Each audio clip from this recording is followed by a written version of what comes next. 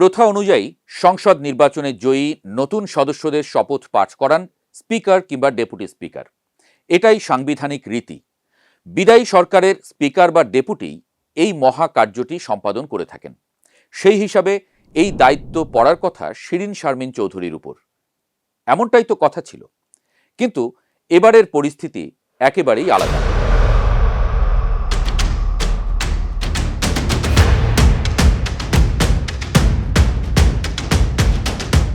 চব্বিশের পর তো পরিস্থিতি সব বদলে গেছে। গণ অভ্যুত্থানে শেখ হাসিনা সরকারের পতন হয়েছে, সংসদ তো ভেঙে গেছে, দেশকে স্থিতিশীল করতে অন্তর্বর্তী সরকার দায়িত্ব নিয়েছে, নির্বাচনের সব প্রস্তুতিও সম্পন্ন করেছে সরকার। কিন্তু আলাপ তো সেখানে নয়। যিনি শপথ পাঠ করাবেন তিনি, মানে স্পিকার শিরীন শারমিন কোথায়? আপনাদের জানিয়ে রাখি, 5 আগস্ট শেখ হাসিনা সরকারের পতন হলে 24-এর 2রা সেপ্টেম্বর পদত্যাগ করেন শিরীন শারমিন। সে সময় তার পদত্যাগপত্র গ্রহণ করে কার্যকর করেন রাষ্ট্রপতি মোহাম্মদ শাহাবুদ্দিন। এরপর থেকেই কোনো খোঁজ নেই সাবেক স্পিকারের। তিনি কোথায় আছেন, কি করছেন?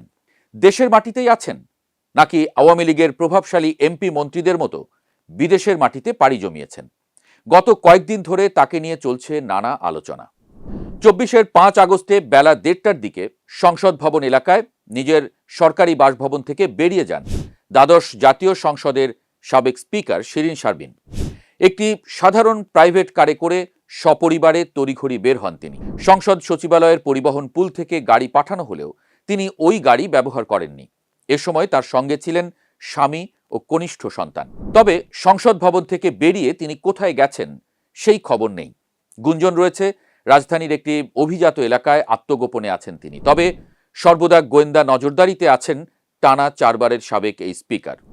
আগস্টের পর থেকে কোনো খোঁজ না থাকলেও বিরল এক সংবাদ ঘটিয়েছেন সাবেক স্পিকার শিরীন শারমিন চৌধুরী। দৈনিক যুগান্তরের প্রতিবেদন বলছে, 24-এর 3রা অক্টোবর ঢাকার একটি বাসায় বসে ই পাসপোর্টের আবেদন করেছিলেন।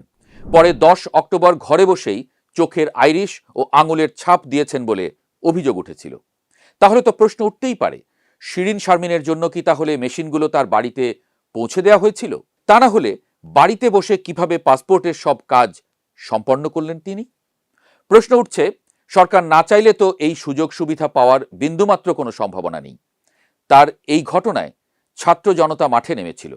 জড়িত কর্মকর্তাদের বিরুদ্ধে ব্যবস্থা নিতে আন্দোলনও শুরু হয়েছিল।